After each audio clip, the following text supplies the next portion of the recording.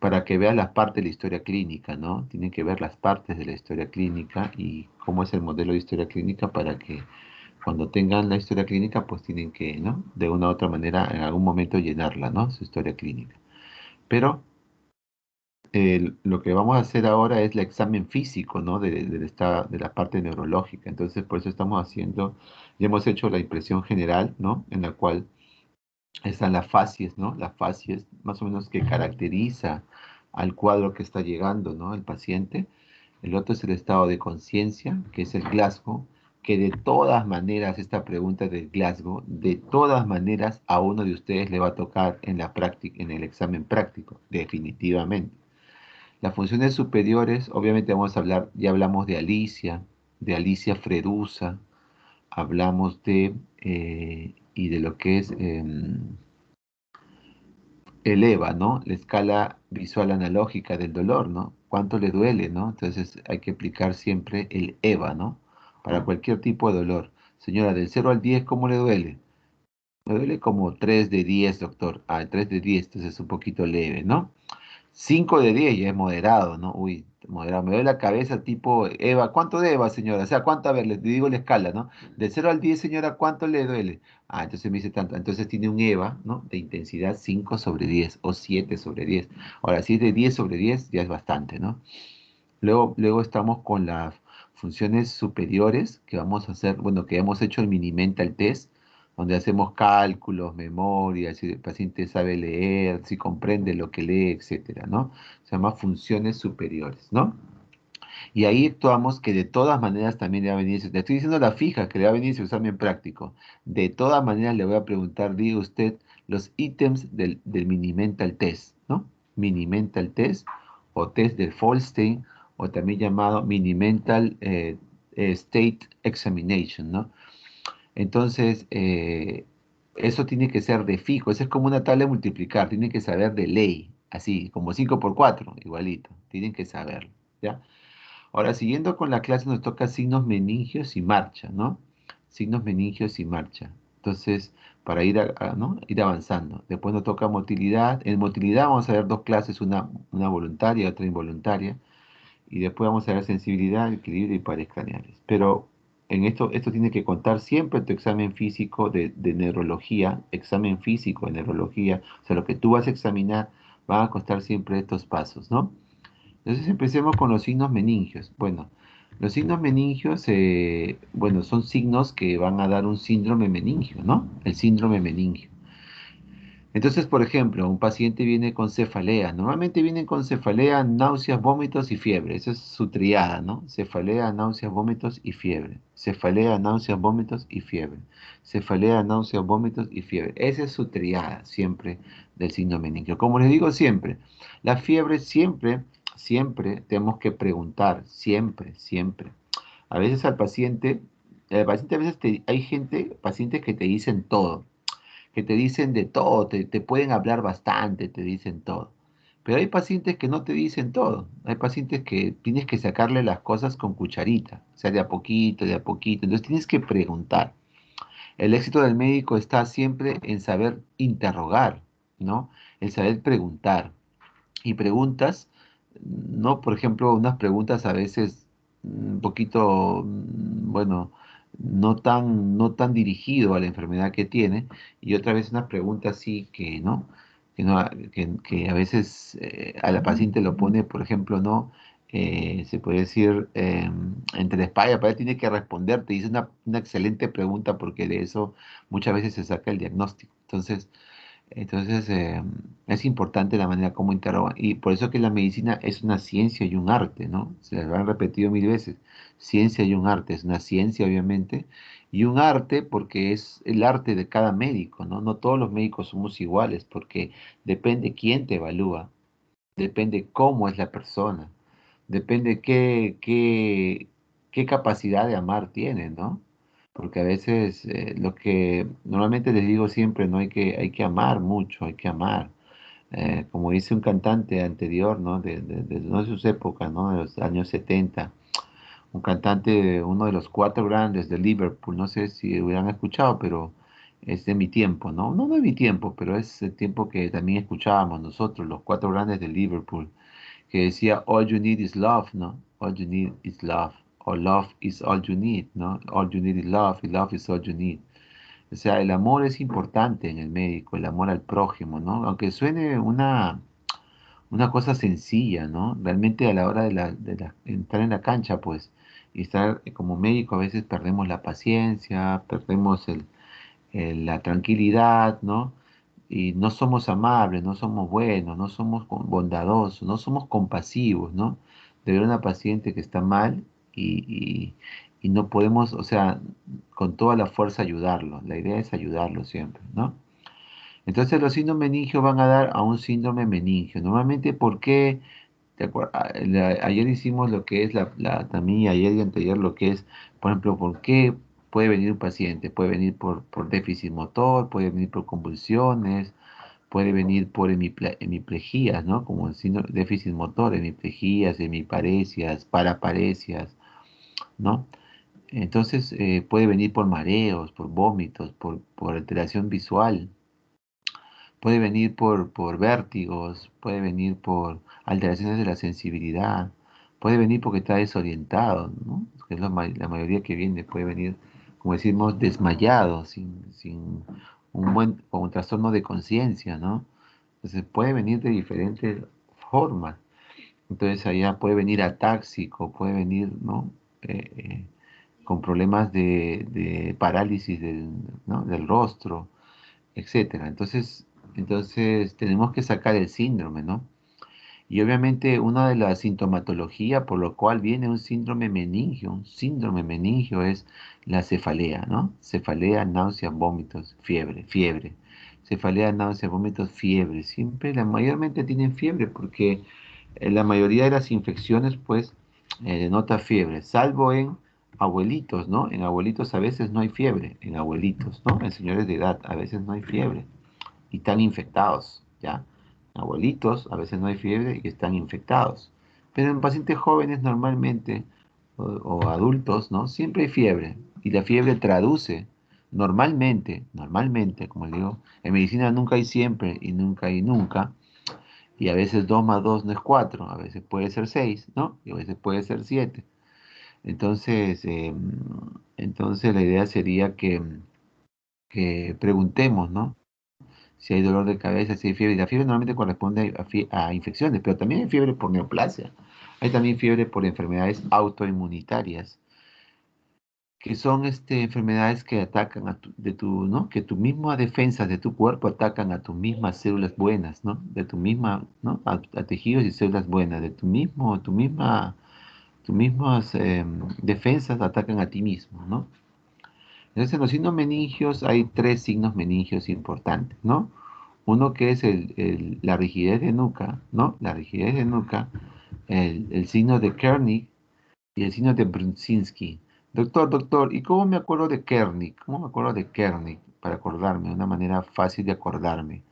Bueno, de Kernig te acuerdas porque si uno sabe inglés, hay una palabrita que viene, que es, ¿cómo se dice rodilla, no? Rodilla en inglés. Rodilla en inglés se dice knee y se escribe Knee, knee, que, que se escribe, ¿no? Knee se escribe Knee. Entonces, ¿por qué me acuerdo de rodilla K? Porque la rodilla es en Kernig y Kernig, ¿no? Kernig es cuando yo levanto las piernas, una pierna o ambas piernas, ¿no? Como ven en este gráfico, y el paciente al levantarla derechito, se puede decir extendida, ¿no? Derechito o extendida, ¿no? Pues el paciente automáticamente por la irritación meningia dobla la rodilla. No tolera, dobla la rodilla. Porque la irritación meningia, ¿no? Es como decir que la pierna refleja la irritación meningia. Entonces al yo alzarlo, como ven la flecha aquí, al alzar la pierna, extendida obviamente, derechita, extendida, la una o las dos piernas derechita, el paciente, ¿no? Por la irritación meningia que tiene, pues dobla la rodilla. De ahí me acuerdo de Kernig, de Nino, Kernig, dobla la rodilla. En el caso de Brudzinski es similar, pero acá tengo que hacerle una ligera levantamiento, como ven aquí, Brudzinski, un ligero levantamiento de la nuca, ¿no? Y este ligero levantamiento rápido, pero suave a la vez, ¿no? O sea, de manera rápida, pero suave, ¿no? Suave también, o sea, no delicada, mejor dicho. No va a ser al frente, pues, a levantarla así tan brusco. Pero es lo más rápido, y pero delicada a la vez. Y el paciente también, de lo que está en su pierna así extendida, esto se llama extendido, extensión, ¿no? Extendida, pues el paciente, al hacer esta maniobra con la cabeza, de levantar la cabeza en Brudzinski, él también la rodilla, ¿no? La rodilla, o sea, flexiona la rodilla, flexiona el miembro, flexiona la rodilla o flexiona el miembro, ¿no? Pero Kearney es más, al levantar, me dobla la rodilla, ¿no? Me flexiona. Muy bien. Aquí más de lo mismo, ¿no? Aquí en este gráfico podemos ver que hay rigidez y espasmo de los músculos del cuello, ¿no? Con el movimiento voluntario activo. Movimiento voluntario activo es que yo activamente, activamente es cuando él lo agarra, o él mueve la cabeza, y pasivo es cuando yo ¿no? Yo pasivamente lo muevo yo, el exterminador lo mueve pasivamente, ¿no? Activamente es cuando él mueve, y pasivamente cuando normalmente este examen se hace al movimiento pasivo, ¿no? En la cual yo le levanto la cabeza, ¿no? Le levanto la cabeza al lado, cerca de la nuca, ¿no? Le levanto la cabeza, ¿no? Y me siento una rigidez o espasmo de los músculos del cuello. Se llama rigidez de nuca. El Kernick, ¿no? Otros lo escriben con N y otros lo escriben sin N. Yo prefiero escribirlo sin N porque la mayoría de los libros de semiología lo hacen sin N. Pero los gráficos del Google, ¿no? Siempre le ponen N, ¿no? Pero en realidad es sin N, sería Kernick, nada más, sin la N de aquí, sin la segunda N, Kernick. Muy bien, Kernick, entonces yo acá, como ven ustedes, levanto la pierna así extendida, como ven acá mi cursor, ¿no? Extendida. Si no se ve el cursor me avisan, pero acá estoy poniendo un cursor. Entonces acá levanto la pierna extendida, mira, extendida se llama así, derechita, extendida. Y el paciente automáticamente, como viene de K, de la palabra knee, en inglés knee, que es Knee, que significa rodilla, pues al elevar la pierna extendida, mira, el miembro inferior extendido se llama, o derechito, vamos a poner así, pero en palabras médicas se llama extendida, pues él flexiona la rodilla, flexiona por irritación meningia. Igual, el signo de Brudzinski, ¿no? Eh, Muy bien. El signo de Brudzinski, ¿no? Brudzinski es un paciente que le hago la maniobra de como fuera una rigidez de nuca, ¿no? Levanto la nuca, levanto la parte occipital, la parte cerca del cuello, la parte occipital, levanto, ¿no? Y inmediatamente sus piernas, ¿no? Por irritación meningia, también sus piernas, su miembro inferior lo flexiona, lo flexiona. Al flexionar el cuello o la nuca, ¿no? También flexiona, ¿no? La pierna. Otros también ven el signo del trípode, ¿no? Que cuando tú lo sientas, pues él, ¿no? Tiene esta posición un poquito, ¿no? Atrás sus manos y sus piernas levantadas porque no puede extender la pierna, los miembros inferiores. Otra posición es la posición en gatillo de fusil, ¿no? En gatillo de fusil. Es la posición que a veces adoptan por la parte meningia los pacientes. Tú lo ves en esta posición, con el cuerpo encorvado, ¿no? En decúbito lateral, lo ves que está echado en decúbito lateral, con una posición que él mismo se pone para no sentir mucho dolor. Toma la posición así, automáticamente, involuntariamente, toma una posición encorvada, ¿no? En decúbito lateral, con hiperextensión del cuello y flexión de los miembros inferiores sobre el tronco, ¿no? Como que se lleva la pierna al tronco, ¿no? Entonces, ese es en posición de gatillo de fusil. Muchas veces en algunos exámenes del INAM, o puede venir de su examen, ¿no? Que un caso clínico de un paciente que presenta una posición en gatillo de fusil. Te dan una fija, ¿no? Y eso en el ENAM y también en el examen que le puedan tomar, una fija, probablemente. Entonces, ¿no? Una perlita. puede ser que te venga esta posibilidad, ¿no? ¿Ya? De todas maneras, en el examen práctico, ya les voy diciendo que igual les voy a preguntar algo que no se deben olvidar nunca, que son los signos meningios. Les voy a preguntar a uno de ustedes, necesariamente, les voy a preguntar y cómo se obtiene este signo, estos signos. Les voy a preguntar de todas maneras, ténganlo por seguro, para examen práctico. Y esto es pregunta siempre de examen del ENAN, siempre, siempre, examen de residentado, de examen del ENAN y examen que te van a dar tus maestros, ¿no? De esta clase. Muy bien. Entonces los signos meningios, como ustedes saben, son de rigidez de nuca, ¿no? Como digo, elevación de la cabeza, del cuello, ¿no? De los músculos del cuello, de la parte de la occipital, y pues siento un espasmo, una rigidez, ¿no? Una rigidez, un espasmo. El signo de Kernig, como les digo, acá ellos lo ponen con N, los dibujitos que hay en el Google, pero normalmente en los libros de semiología están sin esta N, por si acaso, sin esta N. ¿Cómo es? Entonces yo extiendo la pierna, elevamos la pierna derechito, elevamos la pierna, la elevamos extendida, derechita, y el paciente no puede mantenerla derechita, inmediatamente flexiona la rodilla de manera automática, de manera refleja, ¿de acuerdo? Entonces eso, ¿no? Es, ¿no? Lo que caracteriza al signo de Kernig. Prefiero sin la N de aquí, sin la segunda N, Kernig, ¿no? Kernig. A uno le ponen Kerning, pero es Kernig sin la N, por si acaso, ¿no? Pero muchos gráficos del Google le ponen N. Entonces a veces lo pueden escribir con N o sin N. Yo prefiero sin N, como los libros de la mayoría de semiología, ¿no?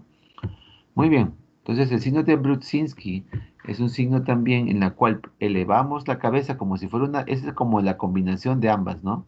De ambas, de las dos anteriores. Porque levanto la cabeza como una rigidez de nuca, como estuviera haciéndole le damos la cabeza como si estuviera haciendo el signo de la rigidez de nuca, y el paciente automáticamente también en forma refleja, también flexiona la rodilla. Muy bien, flexiona la rodilla. De repente, para acordarme, ¿no? De lo que puede presentar un paciente, ¿no? Me acuerdo de una mnemotecnia que se llama ABCDEF. ABCDEF, ¿no? ABCDEF. En la cual A sería la alteración del estado de conciencia. A veces ya en estados ya pues, ya mal que viene el paciente, obviamente su estado de la conciencia, su estado mental va a alterarse. Pero a veces pueden venir hablando hablando, caminando pues y hablando normal, ¿no? Obviamente que todavía está en la etapa, pero tienen fiebre y tienen cefalea y fiebre, ¿no? Y obviamente se añaden náuseas, vómitos. Y cuando ya se añade convulsiones, pues ya ahí sí, pues obviamente no queda duda de que probablemente se trate de una meningitis, ¿no? Una meningitis, cefalea, fiebre, náuseas y vómitos y convulsiones. Pero a veces solamente es la triada, ¿no? Cefalea, náuseas, vómitos y fiebre, ¿no? Entonces mucho cuidado con la cefalea, ¿no? Alguien va a hacer el seminario de cefalea. Obviamente la mayoría de las cefaleas son tensionales, ¿no? En el Perú, en el mundo también, 80% en Perú y en el mundo. Pero puede haber algunas situaciones en las cuales la cefalea se convierte en un síntoma trascendental, ¿no? Trascendental de acuerdo primero a la intensidad, al EVA, ¿no? A la escala visual analógica, EVA, que vimos ayer, el EVA, ¿no? ¿Cuánto de EVA tiene? Del 0 al 10. El doctor tiene un 7/10, oiga, aguanta, 8/10, 9/10 y 10/10, es una cefalea muy intensa. Y watch out ahí, watch out, ¿no? Watch out, tenemos que ser muy cuidadosos. Y si necesita un estudio de imágenes, porque la medicina es basada en la evidencia, la medicina es basada en la evidencia, tenemos que comprobar nuestros probables síndromes y nuestros probables diagnósticos, tenemos que comprobarlo. Para comprobarlo tenemos uso, ¿no? De algunos exámenes de laboratorio y también puede ser pruebas de imágenes, como la tomografía, como la ecografía, en algunos casos, ¿no? Abdomen principalmente, en renal, pero en cerebro no hay ecografía, obviamente, ¿no? Pero sí hay tomografía, hay resonancia magnética. Es como que yo me compro un celular iPhone 11, ¿no? De un joven iPhone 11, y ese es un celularón, ¿no? Es un celular espectacular, ¿no? Comparado a mi Samsung, ¿no? A10, ¿no? O sea, no, nada que ver, doctor, está desfasado usted con el A10, ¿no? pueden decirme muchos, obviamente, porque la imagen que tiene tu iPhone 11 es distinta a mi Samsung, ¿no? Igual es la tomografía puede ser como un Samsung A10, ¿no? Mientras que la resonancia es como un iPhone 11, ¿no? O sea, es mucho más nítida la imagen y podemos ver mucha más compromisos, ¿no? Cánceres, ¿no? Etcétera, con mucha más precisión. Entonces, podemos dar diagnósticos mucho más precisos. Obviamente, primero sacamos nuestra deducción clínica, que lo más probable es que tenga un tumor, lo más probable es que tenga un infarto, lo más probable es que tenga un absceso cerebral, lo más probable es que tenga una toxoplasmosis, ¿no? En VIH, que tenga un toxoplasmosis, toxoplasma. Eh, pero la imagen obviamente vale más que 1000 palabras. Y una imagen pues representa mayormente, ¿no? En neurología es bastante, se puede decir, bastante evidente, ¿no? Que tenga una imagen, ¿no? Que lo que ya habíamos sospechado clínicamente. La idea es que con la historia clínica, con mi examen clínico, yo detecto más o menos qué podría ser, de acuerdo a los que yo exploro. Y tenemos varias, ¿no? Formas de explorar. Uno es cómo explorar la conciencia, cómo explorar las funciones con el Glasgow, cómo explorar las funciones superiores con el Mini Mental Test, en la cual también me habla un poquito de la orientación del paciente y podemos utilizarlo para el Glasgow, ¿no? La primera parte, sobre todo la orientación, dónde estamos, en qué lugar, qué día es hoy, ¿no? Etcétera. Entonces puedo yo, qué año estamos, dónde estamos, en qué barrio estamos, en qué distrito estamos. Puedo utilizar algunas herramientas del Mini-Mental Test en el Glasgow, obviamente, para preguntar y saber cómo está el paciente, su estado de conciencia, que debo saberlo como tabla de multiplicar, ¿no? El Glasgow y el Mini-Mental Test o test de Folstein. Igual acá, esto también debo de saberlo porque esto, caballero, tengo que saberlo, no es que acá no hay tema de discusión alguna. Entonces, en la historia clínica tengo el 80% del diagnóstico. Con mi historia clínica ya sé más o menos con qué me oriento y qué diagnóstico probablemente tenga. Entonces ya mis pruebas las dirijo, mis baterías, todo mi ser, dirijo a comprobar lo que estoy pensando y estoy sospechando clínicamente. Más o menos como hace House, ¿no? House, el Doctor House, si alguien ha visto una serie de Doctor House, o si alguien ha visto una serie de Good Doctor, ¿no? Del Good Doctor, que es un doctor autista, ¿no? Que está de moda en esta serie, o el Doctor Milagro, lo que hacen es, que está de moda en Canal 2, bueno, usted no ve televisión porque paran estudiando, obviamente, no tienen tiempo para ver televisión ni películas. Entonces, entonces ellos sospechan, ¿no? Clínicamente que puede ser, ¿dónde está el problema? Y al estar el problema ahí, pues dirigen su comprobación o la medicina basada en evidencias, ¿no? Tanto de literatura, ¿no? Actual, o también de poder comprobar mi sospecha clínica con exámenes de laboratorio. Entonces, esto es importante, la alteración del estado de conciencia, obviamente cuando ya está muy avanzado el problema. El Brunzinski viene con alteración del estado de conciencia, están somnolientos, están obnubilados, soporosos muchas veces, ¿no? Entonces, Brudzinski, ¿no? Que es el examen ya, la exploración, cefalea, rigidez de nuca, Kernick, ¿no? Fiebre, y faltaba aquí náuseas y vómitos, ¿no? Pero también hay que tenerlo presente, ¿no? Muy bien, los signos, para ver esto, hay que, por ejemplo, para comprobar de una vez fehacientemente que me trate de síndrome meningio, aquí la imagen a veces no ayuda mucho, bueno, muchas veces no ayuda mucho porque obviamente los signos meningios, si presentan signos meningios, entonces el problema está en el líquido, ¿no? En el líquido cefalorraquídeo que está infectado, ¿no? Entonces, para ello necesito hacer un estudio de los líquidos, ¿no? A veces hacemos, cuando tiene ascitis, por ejemplo, hacemos estudio del líquido acítico, ¿no? Que es el líquido acumulado en la región abdominal. Entonces, hacemos el estudio del líquido acítico. Como decía, tenemos que tener alma de niños. Y el alma de niños tiene que ver con por ejemplo, la curiosidad del niño, ¿no? La curiosidad del niño. Si yo tengo una barriguita prominente, globulosa, ¿no? ¿no? Como tiene por ejemplo, un cirrótico, en la cual tiene líquido acítico acumulado, o también llamado ascitis, que es líquido acumulado en dentro del abdomen. Entonces la curiosidad del niño, ¿qué es? papito, pínchalo, pínchalo, papito, pínchalo, estudiamos qué hay en líquido ahí, qué líquido es. O sea, la curiosidad del niño, ¿no? Me lleva a querer saber qué es ese líquido. Entonces, es lo mismo en adultos. En adultos, ¿qué pasa? Que perdemos esa capacidad del niño de poder ser curiosos. Por ejemplo, ¿no? Papito, papito, ¿cómo yo así? ¿Quién me trajo? Y a veces tú le dices, la cigüeña, ¿no? Claro que es mentira, ¿no? Pero la cigüeña, ¿por qué? Porque el niño está preguntando, papito, ¿qué pasa corriente? Quiere meter el dedo en el, ¿no? En el interruptor, en el toma corriente, etcétera, ¿no? Entonces, ¿por qué? Porque el niño es curioso, pero nosotros perdemos la curiosidad. Tenemos que rescatar algunas situaciones de los niños y tener sentido común en la medicina y tener pues un criterio, ¿no? Sentido común y ser curioso. Entonces, si yo sé que el problema de encontrar signos meningios está en que vamos a tener que hacer un estudio del líquido, entonces el niño diría, pero pínchalo, que chale, que tú ya le hecho, que hay que saber qué cosa hay adentro, ¿no? Quiere saber qué cosa hay adentro. Entonces, por eso tenemos que hacer un estudio del líquido. Cuando hay líquido pleural, por ejemplo, acumulado también, lo que le llama a la gente el derrame pleural o el médico le llama efusión pleural. La efusión pleural, por ejemplo, también hacemos la toracocentesis. En el caso de ascitis hacemos paracentesis. En el caso de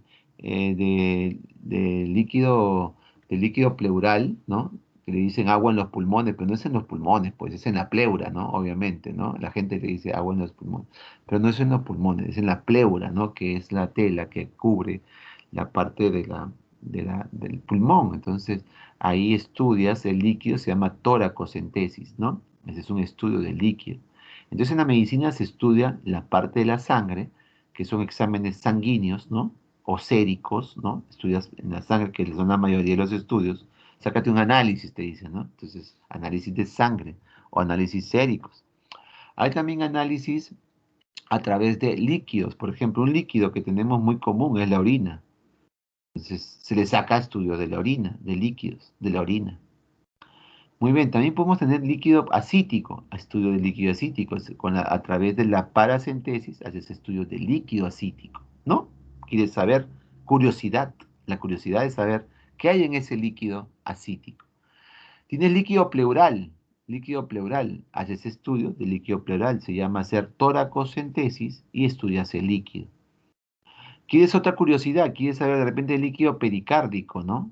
Aumentado, entonces estudian, ¿no? El líquido pericárdico, haces la pericardiocentesis, ¿no? Pericardiocentesis. Entonces, para hacer, ¿no?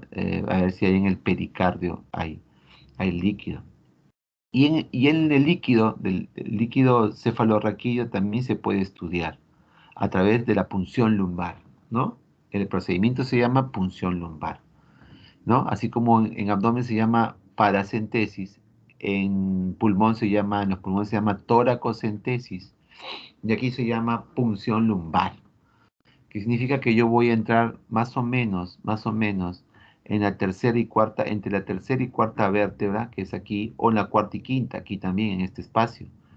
Agarro mi aguja de punción lumbar, normalmente número 21, ¿no?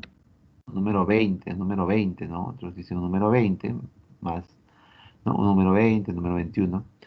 Agarro, entro entre el tercer y cuarto espacio. Entro de manera así oblicua, ¿no? Para poder, ¿no? Si entro recto, a veces no voy a poder, las vértebras están ahí que me pueden estorbar, entonces entro un poquito oblicuo. Y acá está, ¿no? Y llego, ¿no? A lo que es al líquido cefalorraquídeo para poder siempre entrar entre la tercera y cuarta vértebra, donde no hay médula. La médula acaba en L1 aproximadamente, la médula espinal. La médula L1 normalmente acaba, normalmente. De repente, si quieres extenderte a L2, ¿no? Bueno, pero L1 es, pero ya, pues ya. Si puede bajar L2, ya, pero entonces entre L3 y L4 no va a haber médula, ¿no? Solamente hay lo que es la cola de caballo, pero no hay médula. Ya médula no hay. Entonces, yo puedo ahí punzar, ¿no? Obviamente, como le digo, entre la L3 identifico cuál es la L3, cuál es L4 y cuál es L5, y entre la L3 a L4, o entre la L4 o L5, puedo meter la aguja de punción lumbar y aquí ya está insertada la aguja, ¿no? ¿No? Número 21, ¿no?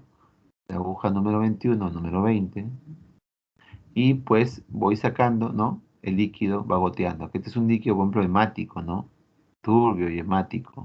Probablemente puede haber o una o un poquito fuerte fue la punción que como algo traumático, o puede ser que realmente tenga sangre en el líquido cefalorraquídeo, lo cual constituye de repente una hemorragia suranoidea, ¿no? Que estemos tratando. Muy bien. Aquí está lo importante, ¿no? Una de las cosas importantes que es la característica del líquido, ¿no? Entonces, en el líquido normalmente vamos a tener una presión de apertura, ¿no? A través, ¿cómo se mide la presión de apertura? En este, en esta aguja podemos poner aquí, en esta parte, podemos poner como ¿cómo se dice? Como una venoclisis, ¿no? Una venoclisis que con una manguerita, ¿no? Que cuando el líquido está fuerte, ¿no? Fuerte, la presión de apertura del líquido sube, ¿no? Sube por la manguerita, sube por, ¿no? Por el equipo de venoclisis, ¿no? A veces le instalamos por aquí el equipo de venoclisis y esa manguerita, sube rápido el líquido, ¡uf! La presión de apertura, ¡uf! ¿No? Y sube por esa manguerita. Entonces ahí medimos la presión de apertura, ¿no? En centímetros, ¿no? En milímetros de agua o en centímetros. Si es en milímetro, normalmente hasta 18, ¿no?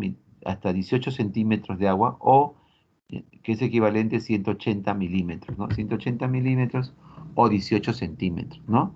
De tamaño, ¿no? Contamos cómo sube se puede decir, por ese equipo de venoclisis, por esa manguerita, cómo sube el líquido y contamos ahí cuánto más o menos de centímetros ha tenido el líquido. Pero a veces algunos líquidos, de acuerdo a la enfermedad que tenga, pueden sobrepasar esa presión, ¿no? Normal, que es de 180 milímetros o 18 centímetros, y puede ser más de 18 centímetros o más de 180 milímetros, ¿no? Que es lo mismo, milímetros, 180 milímetros de agua o 18 centímetros de agua, es lo mismo, ¿no? Obviamente que en el líquido también vamos a encontrar glóbulos blancos, ¿no? Glóbulos blancos, glóbulos blancos. También, ¿no? Obviamente los glóbulos blancos que vamos a evaluar son o mononucleares principalmente o neutrófilos, ¿no? O también llamados polimorfos nucleares. O sea, vamos a encontrar los glóbulos blancos de dos tipos, ¿no? Si es a predominio mononuclear, mononuclear, o es a predominio polimorfo nuclear, ¿no? Y lo otro es cuántas proteínas tengo, y cuánto de glucosa tengo, ¿no? Obviamente que le puedo hacer una correlación Gram y le puedo hacer un cultivo también de ese líquido. Siempre en los líquidos puedo, tanto en la sangre, en el líquido cefalorraquídeo, en la orina, que son líquidos, yo puedo cultivarlos, ¿no? Cultivarlos. ¿Con qué sentido debo cultivarlos? Con el sentido de ver qué germen puede crecer al cultivar. Acá no vas a cultivar pues arroz, no vas a cultivar hasta alguna, ¿no? Como hacen los agricultores, por eso le digo yo, cuando cultivan ese nos parecemos agricultores, ¿no? Que cultivan arroz, papa, etcétera. Nosotros vamos a cultivar gérmenes.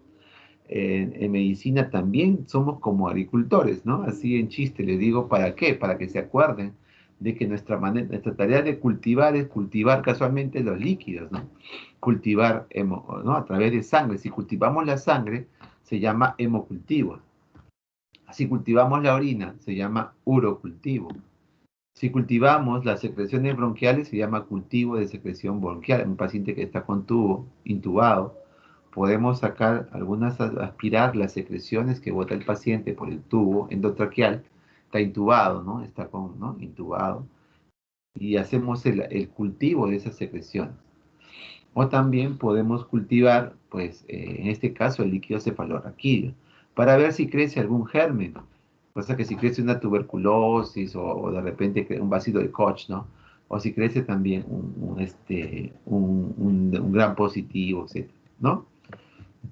Entonces, cuando el líquido se podría decir, normal, normalmente los leucocitos en un líquido normal, los leucocitos, son mayormente, vamos a ver este gráfico, creo que hay normalidad aquí.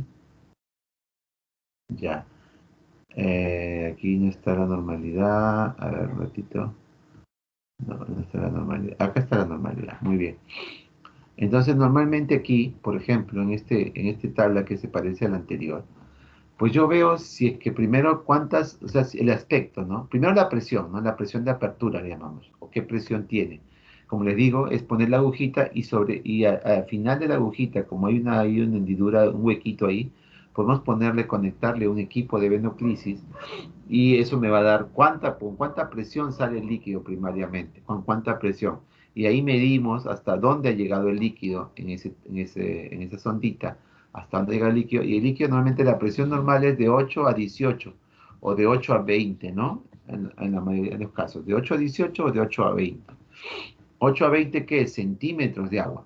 Profesor, pero si es milímetros, allá será pues de 80 a 100 a 200 milímetros, ¿no? Milímetros de agua.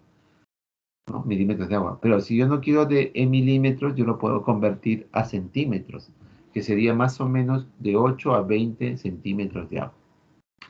Obviamente el aspecto normal del líquido es un aspecto claro, o también llamada cristal de roca, se llama, ¿no? No sé si alguna vez han ido a una catarata o a un manantial, ¿no? O esas propagandas que hace, ¿no? De repente el agua San Mateo, el agua Cielo, ¿no? Esos manantiales en la cual se ve cristal de roca, ¿no? Cristal de roca. Entonces, esa coloración cristal de roca o clara, pues eso es el aspecto normal del líquido, ¿no? Pero ¿y las células cuánto sería? ¿Cuántos leucocitos? ¿Cuántas células normalmente debo tener normalmente? Debo tener high five, 5, ¿no? 5, high five, 5, ¿no? 5, 5, ¿no? 5. Antes había un dibujito que me hacía acordar high five, ¿no? Que había un dibujito para ver a mi hijita, y era de high five, o sea, hasta 5, ¿no? 5, 5, ¿no? Hasta 5, high five, ¿no? O sea, hasta 5. Más de 5, ¿no? Ya tendría que haber, ya se llama pleocitosis, ¿no? Que es aumentar las células, ¿no? En el líquido cefalorraquídeo. Las proteínas normalmente, ¿no? Normalmente están entre 15 a 45, las proteínas normales de miligramos, ¿no? Y la glucosa, pues, más o menos está en las 2/3 partes, lo normal del líquido cefalorraquídeo. Sería las 2/3 partes de tu glucosa de sangre, ¿no? Que tienes en la glucosa sérica. Más o menos es de 65-80%, aproximadamente 2/3 partes de tu sangre, de tu cuerpo. Que eso más o menos es que fluctúe tu glucosa de tu líquido cefalorraquídeo entre 50 a 70, ¿no? Aproximadamente 65-80% de la glicemia casi normal. Vamos a ponerlo, puede estar en tu líquido más o menos un estimado de 50 a 70 miligramos, ¿no? De glucosa que encuentres en la normal.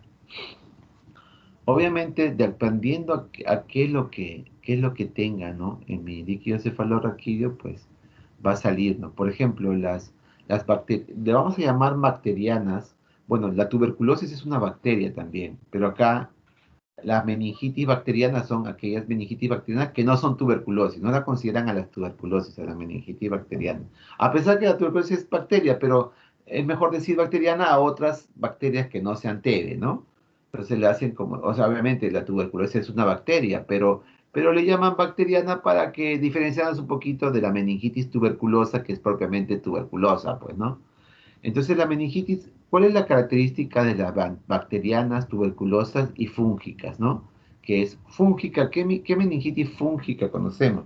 Una que da mucho a las personas inmunodeprimidas o ¿no? suprimidas, o también a los VIH, ¿no? VIH que son también inmunosuprimidos, o las personas, por ejemplo, oncológicas, ¿no? O personas que toman mucho corticoides, ¿no? Por años, ¿no? Por las enfermedades que tienen. Entonces, esa meningitis fúngica, ¿cómo se llama? Por ejemplo, la meningitis fúngica más famosa que conocemos, ¿no? Se llama criptococo o meningitis criptococócica, criptococo neoformans, ¿no? Que es la meningitis criptococócica, la meningitis fúngica. Y obviamente el ejemplo clásico, la meningitis fúngica, es la meningitis por criptococo neoformans. Entonces acá estas cuatro grandes meningitis bacteriana, meningitis viral, o por herpes, por ejemplo, el herpes virus, ¿no? O el citomegalovirus, ¿no? Que también es una meningitis viral, pero más el citomegalovirus se encontramos mucho en personas también inmunodeprimidas como el VIH, ¿no? O también personas que tienen cáncer o personas que tienen, ¿no? Que tienen corticoide crónico, corticoterapia crónica.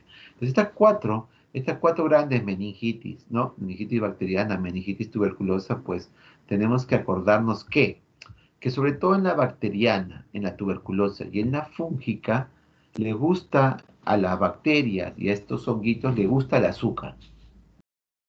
Entonces van a decir ¿no? Normalmente en el análisis de la glucosa del líquido cefalorraquídeo, esta va a estar muy disminuida.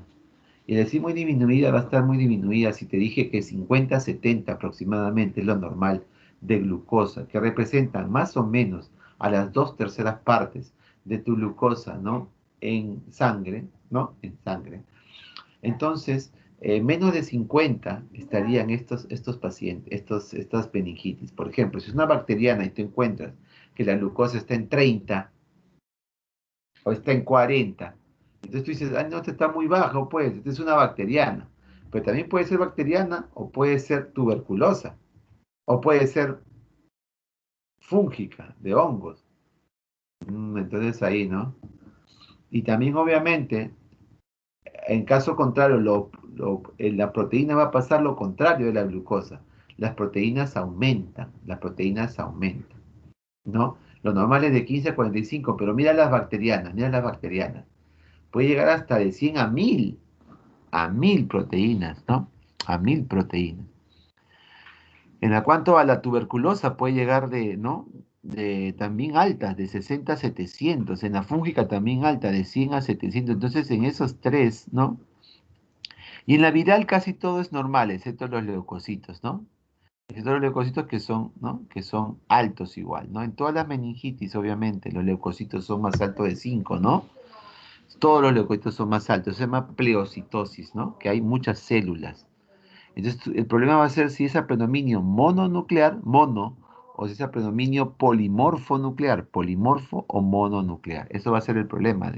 Pero en todas lo que es en todos los líquidos cefalorraquídeos, las células van a estar incrementadas, o sea, los leucocitos, ¿no?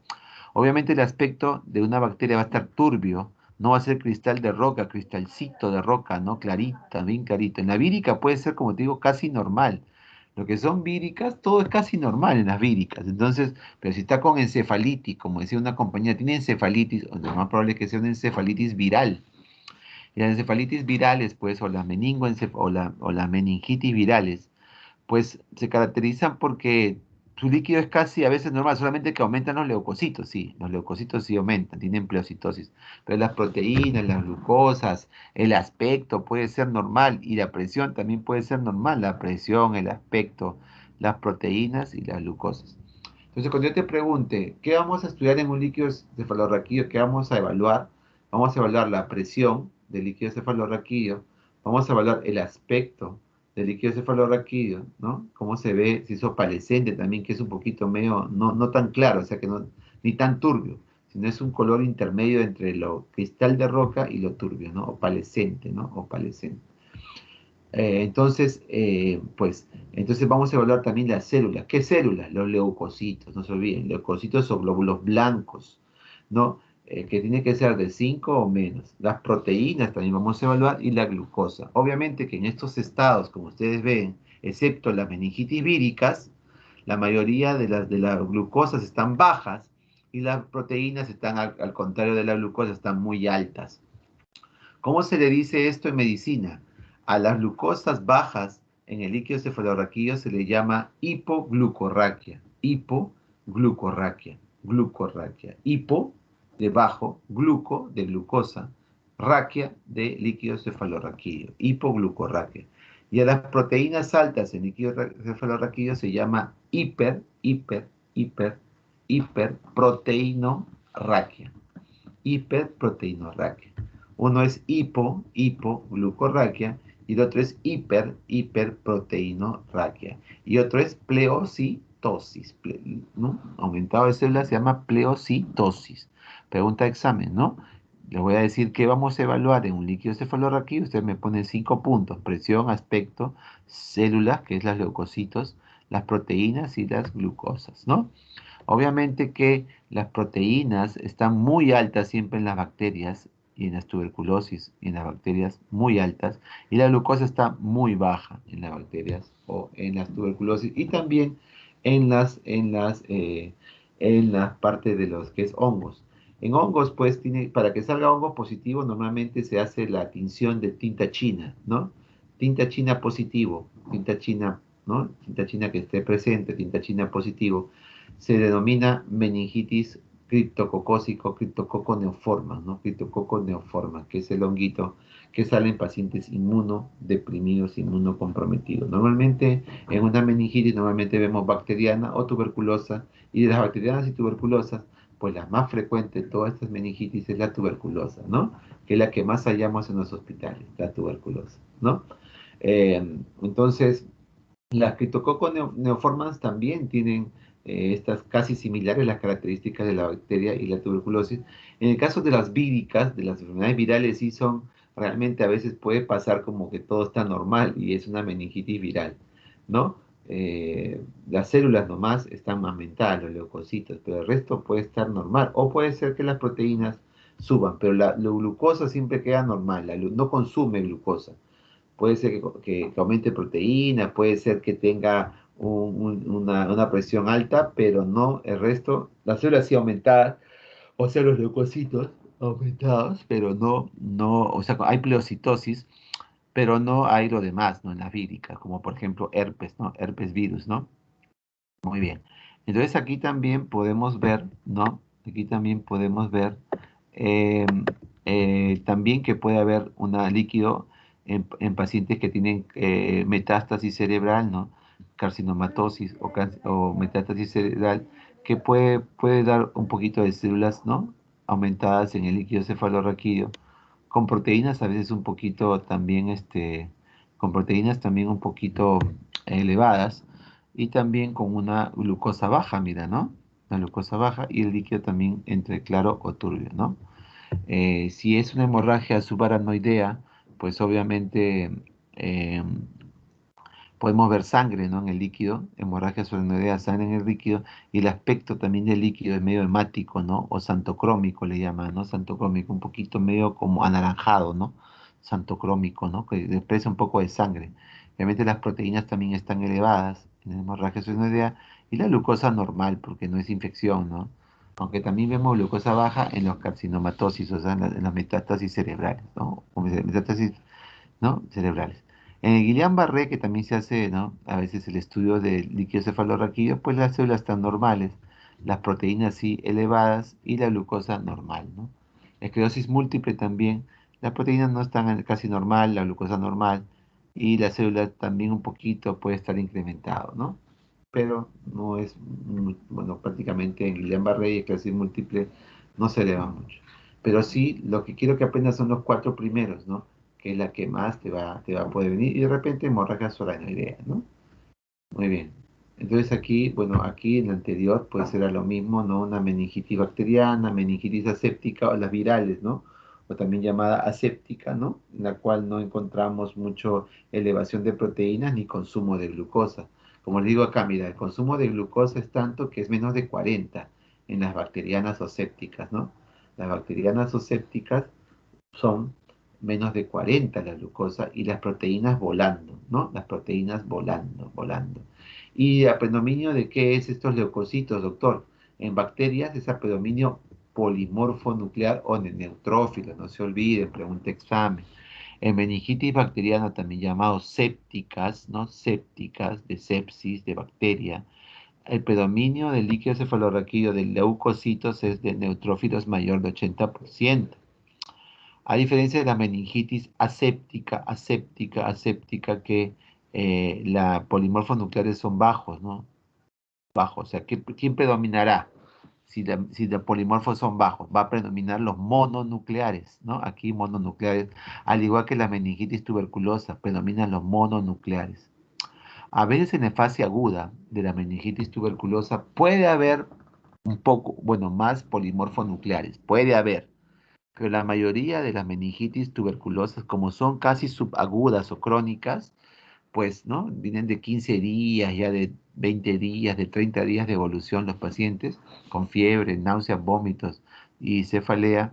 Entonces, estas meningitis, pues normalmente van a ser a predominio mononuclear, porque el polimorfo es 20, entonces lo mononuclear sería 80 para completar el 100%, entonces mononucleares son 80, acá también por lo menos los mononucleares, mono, van a estar más o menos 80. En las micóticas o fúngicas, o también llamadas micóticas o fúngicas, o también llamadas eh, por criptococo neoformas con tinta china positiva, pues ahí puede ser mononuclear o puede ser polimorfo nuclear el predominio, ¿no? El predominio celular.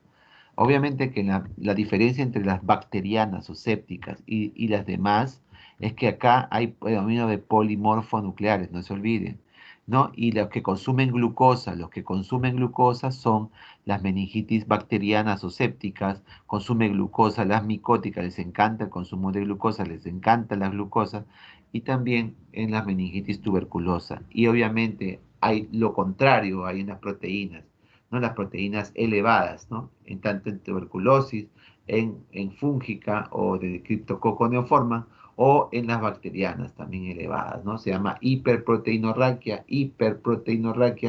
e hipoglucorraquia, ¿no? Y en las virales, pues puede estar normal o ligeramente elevada. Y acá, ¿no? Normal o ligeramente elevada, ¿no? Obviamente en la glucosa no hay consumo, mayor de 40, entre 50 y 70, no hay problema. Y obviamente acá es ¿no? Casi solamente los leucocitos, la pleocitosis, ¿no? En la pleocitosis en la cual hay más leucocitos a predominio, como les digo, en virales, más mononuclear, al igual que la meningitis TBC, más mononuclear, ¿no? Los cultivos son positivos en bacterias, 70-85% de positividad, a veces hay un porcentaje que va a dar negativo, un porcentaje que va a dar negativo, ¿no? Un porcentaje que va a dar negativo. Y en las virales, pues 50% pueden salir, ¿no? Positivos los cultivos. Y las micóticas de 20 a 50, por eso que se toma tinta china, si la tinta china es positivo, ya este es criptococo. Y la meningitis tuberculosis va a salir positivo en 52-80%, o sea, puede ser que salga algunos resultados negativos, entonces hay que sospechar por la parte de la situación clínica si no podemos comprobarla, ¿no? Lo más frecuente, si es mononuclear, si tiene consumo de glucosa, lo más frecuente que sea tuberculosis, ¿no? Muy bien, acá también otro cuadro en el cual, ¿no? Podemos ver los valores normales, ¿no? De la presión de apertura, ¿no? Hasta 20, hasta 18, hasta 20, 18 a 20, pues tenemos una presión de apertura enorme, ¿no? De 200 a 400 milímetros acá, milímetros, o 20 a 40 centímetros de agua, pues mira, ¿no? Estas cantidades, ¿no? Aumentadas, menos en la vírica, ¿no? En la vírica siempre, las virales son todo sale casi normal, excepto la cantidad de leucocitos, ¿no? Entonces ahí puedes sospechar, ¿no? La tuberculosis también, mira, más de 18 a 300 de apertura, de presión de apertura, y eso está en milímetros, obviamente, ¿no? En centímetros sería 18 a 30, y acá en milímetros es 180 a 300, lo que en centímetros sería 18 a 30, y lo normal es entre 9 o 8, ¿no? Hasta 18 o 20, ¿no? En otras series, ¿no? En otros laboratorios. Obviamente la glucosa baja significa normalmente menos de 40, normalmente glucosa baja es menos de 40, ¿no? Y de repente esto se repite en lo que es bacteriana, en las TBCs y en los criptococos o fúngicas, ¿no? En las virales sí lo normal, 50-70 o 50-75, lo normal de glucosa, no consume glucosa las virales, ¿no? Y las proteínas en las virales puede estar aumentada un poquitito o puede estar normal, ¿no? Pero en las demás sí, las bacterianas, hay un montón de proteínas, hiperproteinorraquia, ¿no? Hiperproteinorraquia. Los leucocitos, la cantidad de leucocitos, acá otros lo ponen como linfocitos, ¿no? En vez de mononuclear, ¿no? Yo preferiría llamarlos mononuclear, ¿no? Mononuclear. Todos son a predominio mononuclear, excepto las bacterianas que son a predominio neutrofílico o de polimorfo nuclear, ¿no? Excepto las bacterianas. Muy bien, eso es con respecto al síndrome meningio, ¿ya?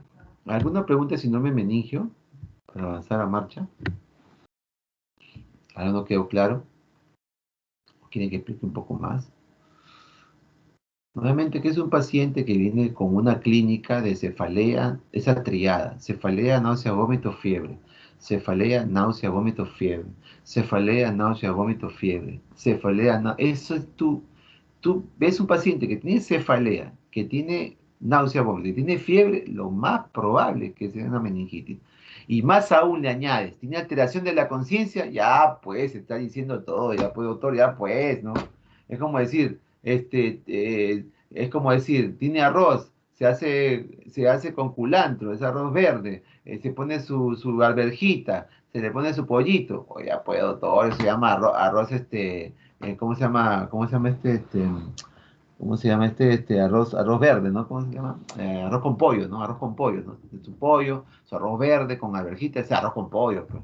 Doctor, si que tú le, por ejemplo, ¿qué significa? Por ejemplo, tiene ají amarillo, tiene queso, le echas galleta, tiene queso, lo licúas, ají amarillo, lo licúas, sale una cremita, le pones, ¿no? Una cremita amarilla que se pone papa sancochada con esa crema amarilla está hecha de queso, galletita y su ají amarillo. Se pone su lechuguita, su papita, su aceitunita, su huevito. ¿Cómo se llama ese plato? Bueno, papá, la huancaína, pe maestro.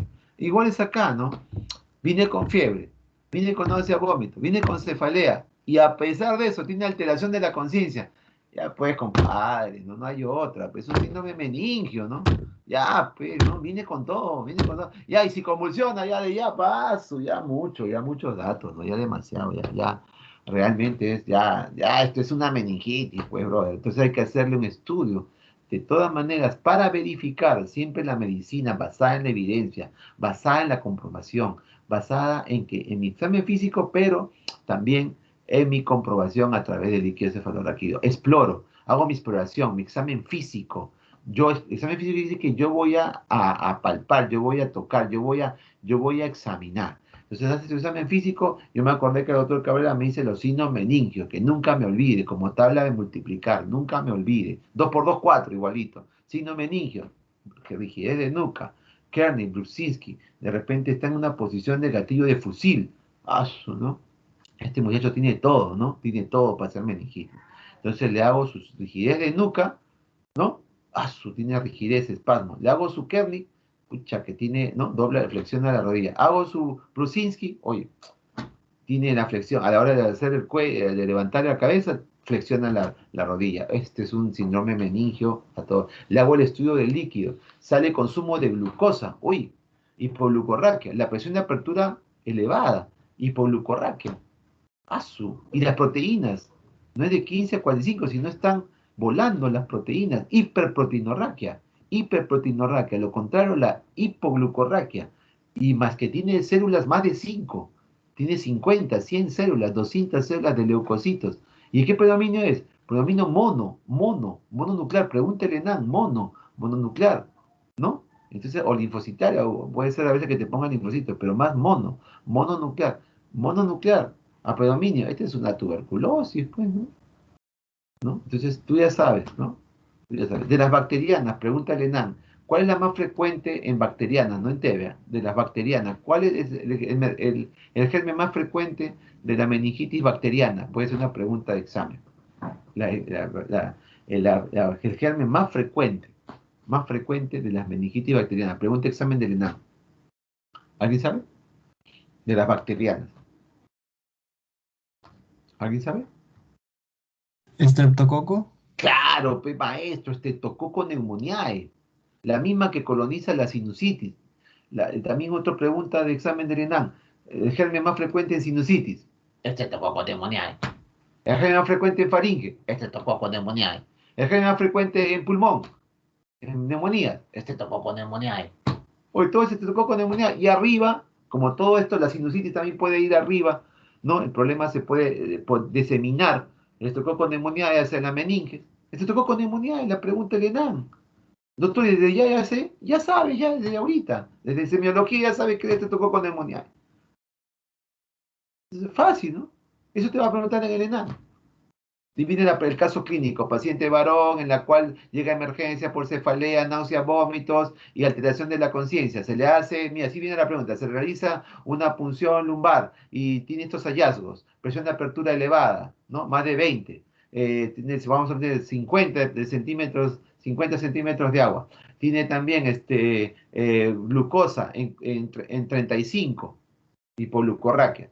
proteínas en 200, hiperproteinorragia. Y tiene una leucocitos más o menos en 100. O sea, pleocitosis, más de 100, o sea, muchos leucocitos, muchas células, pleocitosis, mucho, más de 5 ya es diagnóstico. Tiene 100 o 200 de leucocitos. ¿A qué predominio? Mononuclear. Te ponen ahí todavía en la pregunta, predominio mononuclear. Y te ponen en la pregunta, ¿qué diagnóstico más probable tiene el paciente? Sea malo, pues ya, ¿no? Tuberculosis, pues, me es tuberculosa. Lo mismo que te van a poner en tu examen de ahora, lo más probable. Fácil. O algo difícil ahí. Ninguno. Saber el cuadrito. Y te estoy dando todas las pepas. Todas las pepas te estoy poniendo, mira, todos los cuadritos, te estoy poniendo cómo se hace una punción lumbar, te estoy poniendo dónde vas a entrar, te estoy poniendo la mnemotecnia, te pongo ya más de eso, ya no se puede, ya. Te estoy poniendo las pepas, ya. Te estoy diciendo que te voy a preguntar de tu examen práctico. Te estoy diciendo. Te estoy diciendo que te voy a preguntar, que no te debes olvidar eso. Te estoy diciendo. Te estoy diciendo que te voy a preguntar escala de Glasgow. Te estoy diciendo que te voy a preguntar Minimental Test. Te estoy diciendo. Y si te pregunto y no sabes, ¿qué nota mereces? Te estoy diciendo. Te va a servir toda tu vida. Te estoy diciendo. Y me vas a acordar. El doctor Cabrera me dijo, bien claro, que me va a servir toda mi vida. Me dijo el doctor Cabrera. Yo soy un pitonizo. Soy un adivinador. Soy como Jaime. Me adelanto al futuro. ¿Me entiendes? Te estoy diciendo que te va a servir toda tu vida. Te va a servir. No para ahorita. Cuando te vamos al internado, llegan los muchachos al internado. Uy, no me acuerdo, doctor. Villarreal, jalados en el ENAM. No seas malo, pero ¿cómo vas a jalar en el ENAM? Si te estoy hablando de las fijas. Te estoy diciendo las fijas, las pepitas, las perlas, la que te va a venir. Porque yo también a veces hago lo que es a veces algunas preguntas del ENAM, o sea, a veces estoy en esa vaina de ver algunas preguntas. Entonces te estoy diciendo que eso te va a venir. Te estoy diciendo desde ahorita. Y lo vas a dar en tu examen. No te olvides de esto. No te puedes olvidar. Como tal de multiplicar. ¿Te olvidas la multiplicación? O salvo que tú te olvides de multiplicar, ¿no? No creo. No creo. Igual es acá. No te puedes olvidar de esta parte en neuro. Imposible. ¿Alguna pregunta?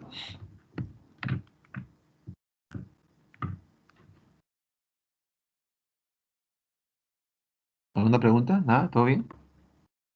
Te estoy dando las pepas, ¿eh? Las perlitas, los key points en inglés, key points, ¿no? Alguien lleva inglés, sabe qué es key points, ¿no? Los guachitos, como dicen, las pepas, las perlas. Lo que te va a servir toda tu vida. Ese es Cabrera, el doctor Cabrera. Que te va a servir toda tu vida y vas a saberlo, ¿no? Y eso también te va a venir el examen. De hecho que te va a venir, de ley que te va a venir, de ley que te va a venir, de ley. Y te va a venir un caso clínico, de ley que te va a venir, de ley. Te he dicho, otro caso que viene en el ENAM, tinta china positivo, ya te ponen ahí el caso, y al final te dicen, paciente con tinta china positivo, VIH, que sale tal, y sale el líquido cefalorraquídeo, leucocitos altos, apenomino mononuclear, pero que encuentran tinta china positivo. Respuesta, ¿qué meningitis es?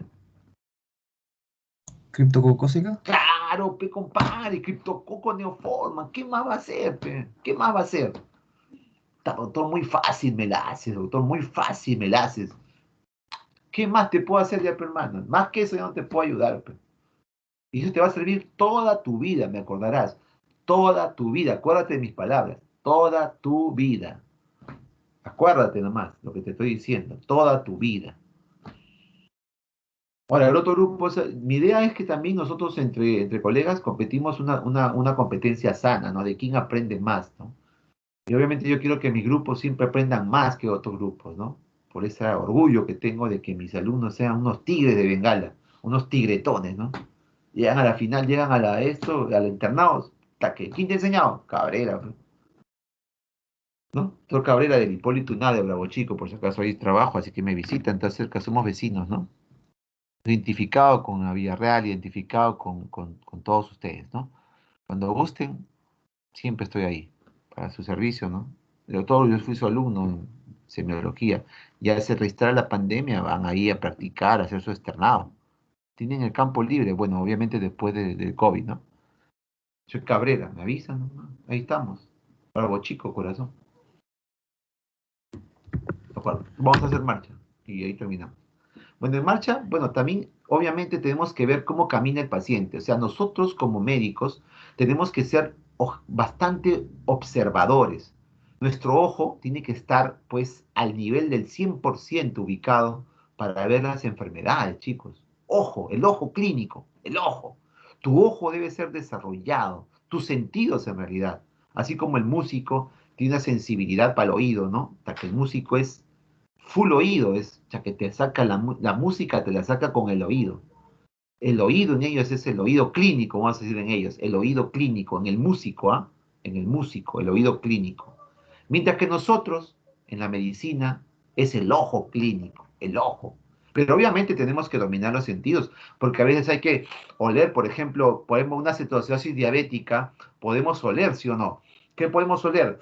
Podemos oler el aliento a manzana, ¿no? A manzana, ¿no? Que es una característica de una cetoacidosis diabética. Entonces yo puedo diagnosticar ya oliendo nomás, oliendo. ¿Qué más puedo oler, doctor? Por ejemplo, el aliento hepático o fetor hepático o aliento hepático, en la cirrosis hepática.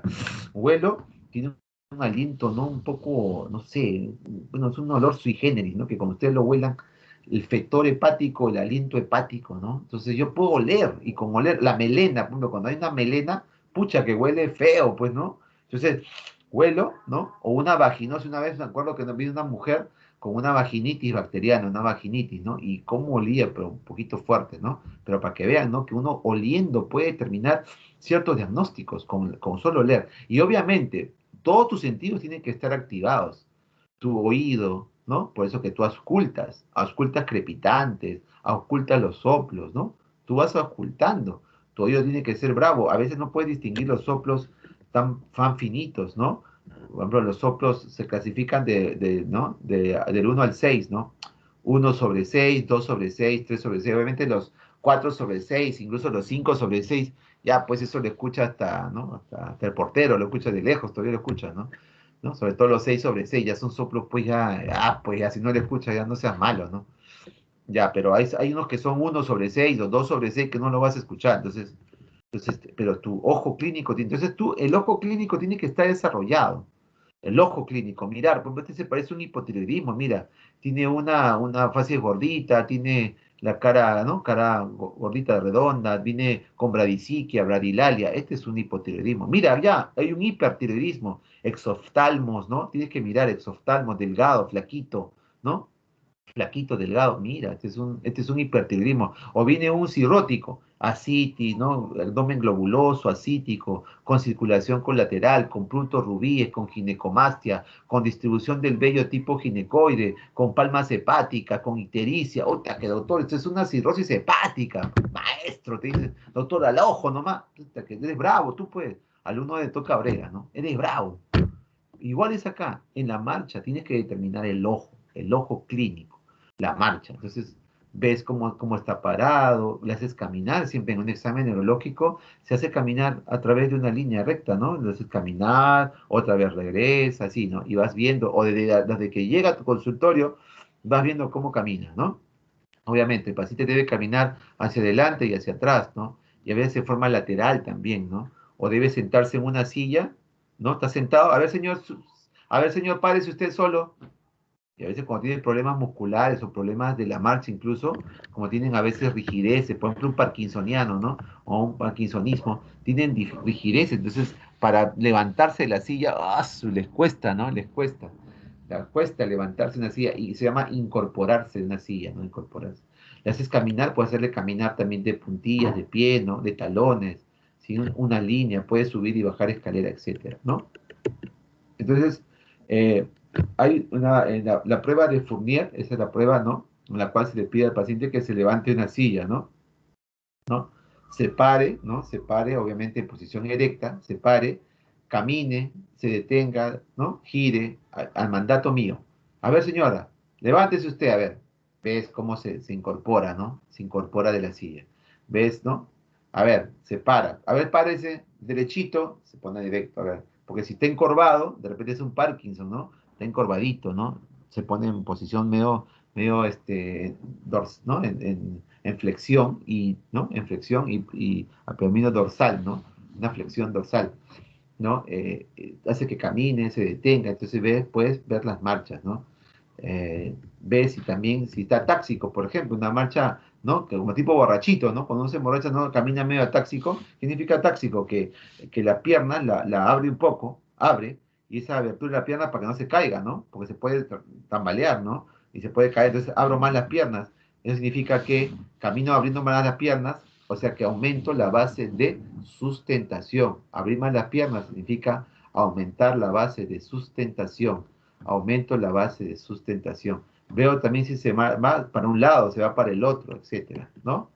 Por ejemplo, acá hay marcha, por ejemplo, hay varios tipos de marcha. Marcha en debilidad, marcha táxica, marcha espástica, marcha distrófica, marcha en estepage, ¿no? En estepage, marcha del parkinsoniano, ¿no? Y la marcha apráxica, ¿no? Vamos a ver cada uno de ellos, a ver. La marcha por debilidad, pues, es cualquier persona que, por ejemplo, está acostada mucho tiempo, por ejemplo, aquellos que han sido hospitalizados por COVID, hospitalizados mucho tiempo por una fractura, paran más en cama, en cama, en cama, y a la hora que obviamente, o están en ventilador mecánico, ¿no? Están mucho tiempo en las camas con ventilador mecánico, no ejercitan para nada, ni siquiera caminan, ni siquiera se sientan, no ejercitan para nada su musculatura, entonces pues obviamente ¿no? Entonces, esos enfermedades, por ejemplo, que duran mucho a la hora de pararse, ¿no? A la hora de querer incorporarse a la silla, pues obviamente va a haber una inestabilidad, ¿no? Necesita un poco de apoyo, va a caminar con dificultad, ¿no?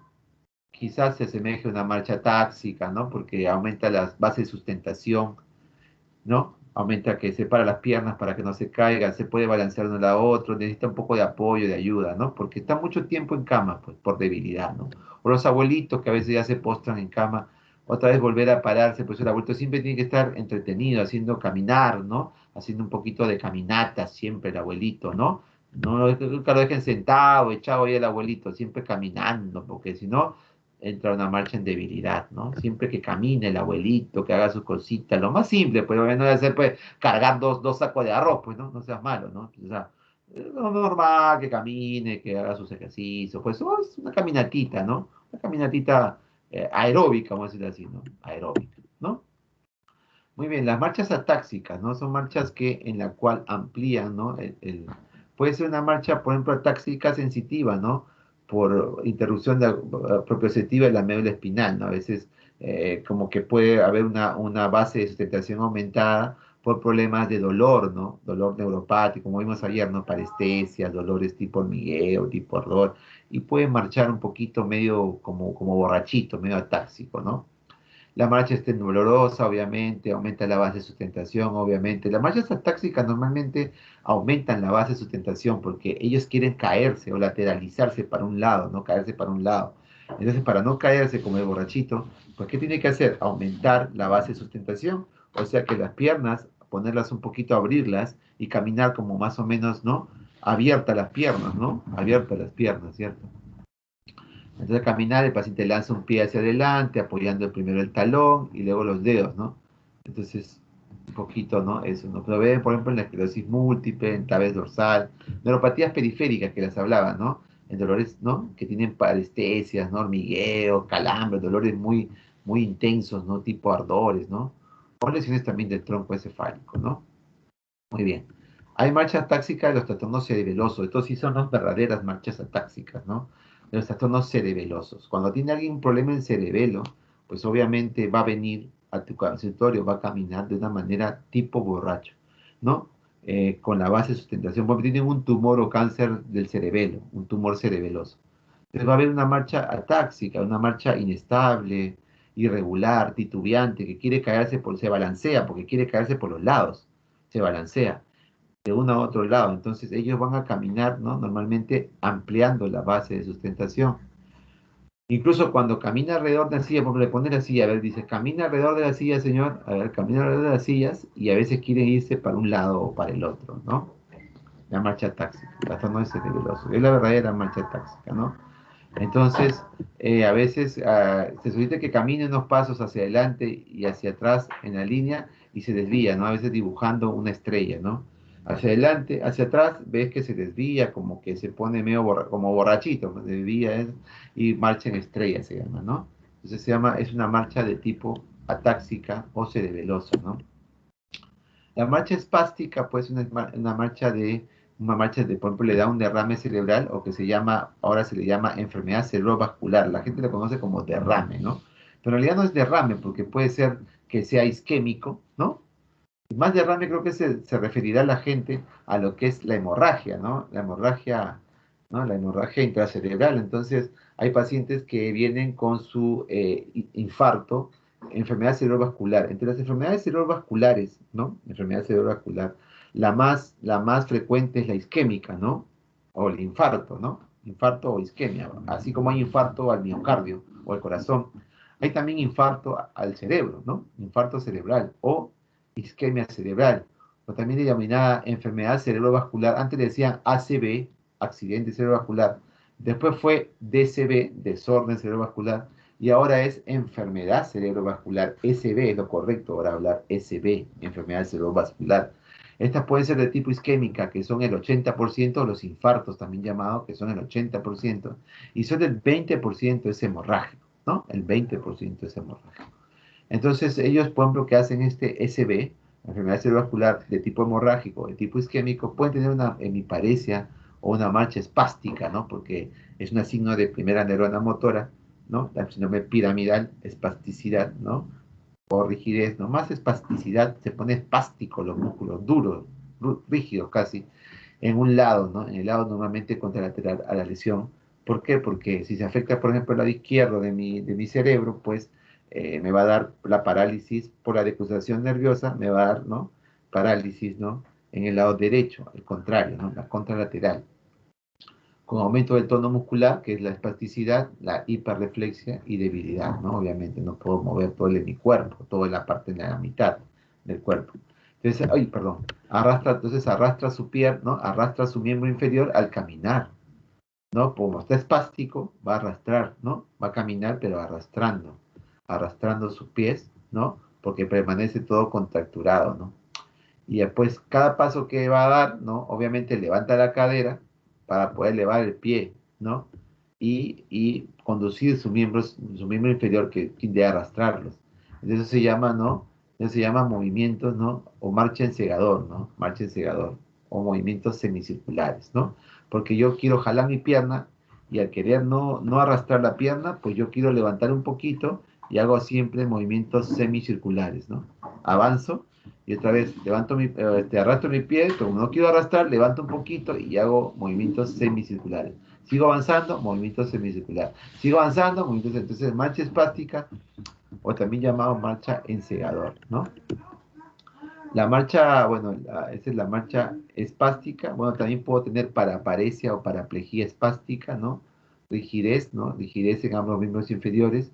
Y a veces cuando puedo combinar, porque a veces algunas paraparesias son bien, se puede decir, tienen bastante disminución de la fuerza muscular, entonces no pueden caminar. Pero los que pueden caminar, a veces se le conoce como marcha en tijera, caminan arrastrando sus extremidades inferiores, ¿no?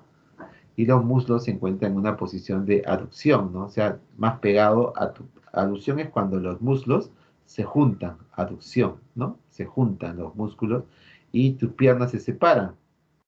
Entonces, ¿no? Y a veces entre las rodillas se cruzan, ¿por qué? Porque las rodillas se juntan, porque tus muslos se aducen, aducción. Los muslos se juntan, tus rodillas se juntan y los pasos son cortos y lentos, pues se llama marcha en tijera, ¿no? Marcha en tijera, ¿no? Hay las marchas distróficas, que son problemas de distrofias musculares, como por ejemplo la distrofia muscular de Duchenne, ¿no? De Steiner, Duchenne, que son mayormente enfermedades genéticas, ¿no? Hay una debilidad en los muslos de la cadera, en los músculos de la cadera, ¿no? Hay también por miopatías, ¿no?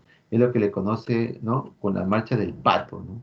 Del pato, perdón. La marcha del pato, ¿no? En la cual, debido a que sus caderas oscilan de un lado a otro, ¿no?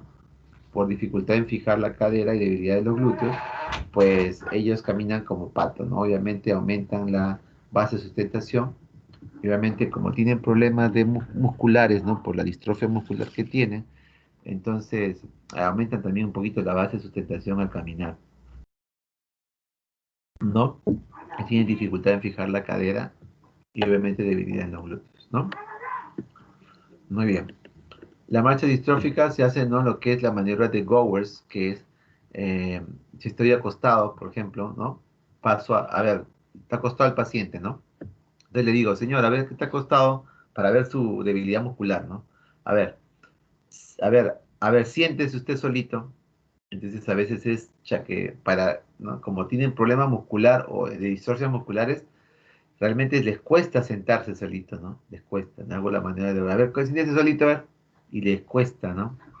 Y también les cuesta, ¿no? De sentado a pasar a posición de pie. A ver, usted sentado, señor, a ver, párese y va trepando con su propio cuerpo ahí apoyándose, ¿no? En rodillas. Entonces, una maniobra de Gowers, ¿no? Para las marchas distróficas, ¿no? Muy bien, la marcha en este patch, ¿no? Debida a la parálisis de la dorsiflexión del pie y de los dedos, ¿no? La marcha en este patch, pues obviamente me habla de a veces de parálisis que hay por a veces neuropatías o de nervios, ¿no? En la cual se puede decir, anormalidades de los nervios hacen que tenga una parálisis o debilidad, ¿no? Depende de la neuropatía que tenga. Debilidad en la dorsiflexión del pie, no pueden, ¿no? No pueden doblar el pie, ¿no? Y obviamente y los dedos también, entonces es un pie, ¿no? Que va a caminar arrastrando el pie, ¿no? Porque no puede, pues, hacer la flexión del pie, ¿no? La dorsiflexión, o sea, no puede doblar el pie y quedan como una parálisis o debilidad, ¿no? Por ejemplo, lesiones, ¿no? En el E5, por ejemplo, ¿no? De los nervios periféricos, entonces tiene mucha dificultad en hacer, ¿no? Mucha dificultad en mover el pie, hacer la dorsiflexión o la flexión del pie por la debilidad que arrastra, que tienen, entonces caminan arrastrando el pie y para compensar esta caída del pie, pues le elevan el pie lo más alto posible para no tocar el pie. Y obviamente como elevan su pie a lo más alto, pues doblan un poquito o exageran la flexión de la cadera y la rodilla, ¿no? Y obviamente como está con la caída del pie, no pueden pararse sobre talones. A ver, pararse sobre sus talones, no pueden, ¿no? Entonces se asocia normalmente a problemas sensitivos, obviamente, del nervio, ¿no? De neuropatías periféricas, ¿no? Principalmente, o del nervio, ¿no? De los nervios periféricos, ¿no? En este patch, ¿no? Marcha en este patch. Ahora, la marcha del parkinsoniano, obviamente, el Parkinson es un problema de que se caracteriza por rigidez, bradicinesia, ¿no? Y pérdida de los movimientos asociados, ¿no? Mucha rigidez, mucha bradicinesia, ¿no? Rigidez, bradicinesia es que camina muy lento, ¿no? Brady es lento. Cinesia, movimientos lentos, ¿no? Bradicinesia, movimientos lentos, rigidez, ¿no? Y la marcha obviamente es lenta, con pasos cortitos. Cuando tú veas una marcha de un parkinsoniano, de un paciente que tenga Parkinson, oye, no te vas a olvidar, porque la marcha es lenta, pasito cortito, pasito cortito, cortito, arrastra los pies, y una postura en flexión, o sea, bien encorvadito, ¿no? Encorvadito, pasos cortitos, marcha lentita, ¿no? Pasos cortitos, marcha como si fuera a caer por adelante, ¿no? Marcha cortita, ¿no? Y postura obviamente en flexión. Por eso que él tiende a caerse, ¿no? Para adelante, porque cuando camina es por pasos cortos, entonces se llama propulsión, ¿no? Tender a caerse hacia adelante cuando camina, porque esa es la propulsión, que quiere caerse hacia adelante porque camina. Y al incrementar la velocidad con los pasitos chiquitos, se llama festinación, ¿no? Porque quiere aumentar la velocidad y como que se va a caer, porque camina por pasos cortitos y su cuerpo está encorvado, porque tiene una postura en flexión. Cuerpo encorvadito, una postura en flexión, rígido y movimientos lentos, rígido, ¿no? Y obviamente cuando marcha y cuando va a recién incorporarse a la silla, pues le dificulta mucho, ¿no? Obviamente en la marcha parkinsoniana hay dificultad ¿no? Para fraccionar el movimiento, hay rigidez, hay bradicinesia, que es movimientos muy lentos, muy lentos. Hay deterioro cognitivo muchas veces, la inestabilidad postural, dificultad para realizar movimientos por la rigidez que tienen en todos los músculos y por su lentitud en el movimiento, ¿no? Entonces aquí tenemos la marcha parkinsoniana, también llamado festinante, ¿no? Festinante por la festinación que hacen esta. La festinación, que es al incrementar la velocidad de los pasos, ¿no?